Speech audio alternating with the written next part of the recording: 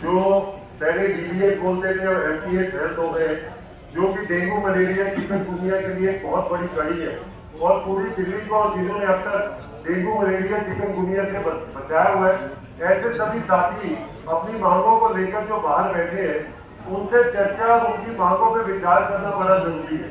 हम उनकी समस्याओं के साथ हैं और जो विपक्ष कह रहे हैं कि आप सुन नहीं रहे, निर्णय लो, मेरा सिर्फ इतना कहना है कि जब 25/10/2023 को इनको एमटीएच हेल्थ बनाया था, अगर ये मांगे इतनी अच्छी थी और ये इजीली रिजॉल्व हो सकती थी, तो तब 2023 में मांगों को पूरा क्यों नहीं किया गया?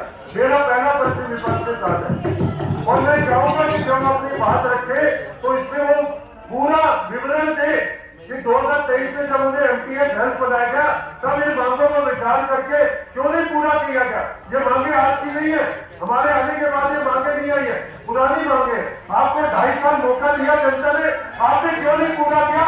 इसकी आप बात अपने रखे और हम इन मांगों को समझना चाहते हैं, पूरा करना चाहते हैं। मांगे कॉम्प्लिकेटेड है, पैसे का इसके अंदर बहुत बड़ी अमाउंट है जिसके ऊपर हमें चर्चा करनी है। अगर हमने एक प्रस्ताव दिया है कि इस पर एक कमेटी बना के जिसमें विपक्ष भी अपनी बात रखे, हमारे कांग्रेस के साथी भी रखे, मुकेश गोयल जी के साथी रखे, एमपीएस अपनी बात रखे, अधिकारी भी रहे उसमें, अगर चर्चा करके इसमें कोई सोल्यूशन निकलता है, अगर 24 घंटे 48 घंटे में निकलता है तो इनके पेट में क्यों दर्द हो रही है?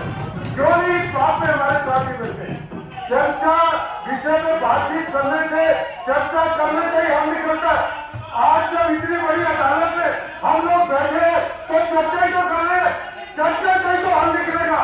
लेकिन विपक्ष चर्चा से लगातार भाग रहे हैं, विपक्ष चर्चा से लगातार बच रहे हैं, क्योंकि इन्हें पता है कि जो काम हम 2.5 साल में नहीं कर पाए वो कितना मुश्किल है। ये इनको करना मत दो, आज हम उसके नजदीक है, उसको रिजॉल्व करने के नजदीक है, लेकिन ये चाहते हैं कि अगर चर्चा कर ली, इसमें बात हो गई, रिजॉल्व हो गया तो इसका सिरे बीजेपी शासित जो निगम मिलेगा, इसलिए चर्चा से भाग रहे। आज इसमें सारी बातें रखी जानी चाहिए। आज हम नहीं चर्चा हो, अभी जो है चर्चा इसमें आप अपनी बात रखो, मेरी बात खत्म होने दो, इसके बाद अपनी बात रखो। कौन होता है? हम बैठे शाम तक बैठे, पिछली बार भी आपने मौका दिया, शाम तक बैठने का, तो व्यवधान न डाले।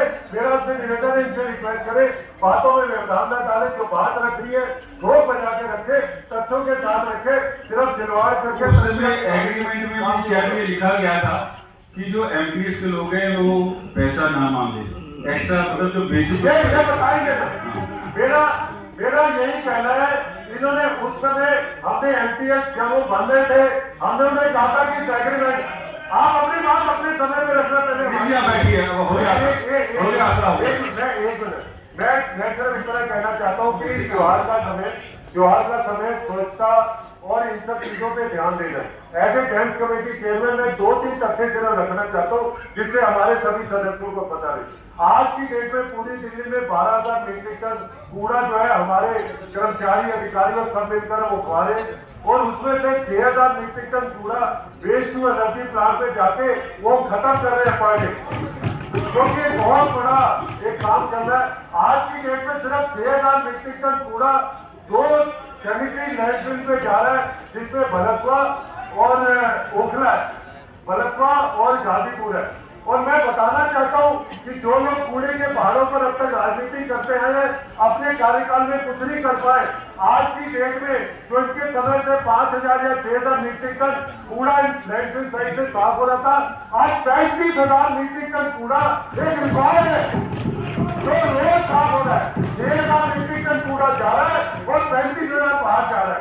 आने वाले समय इन कूड़े के पहाड़ों को हम खत्म करके दिल्ली की जनता को उपहार देंगे। मेरा सिर्फ इतना कहना। बहुत बहुत धन्यवाद।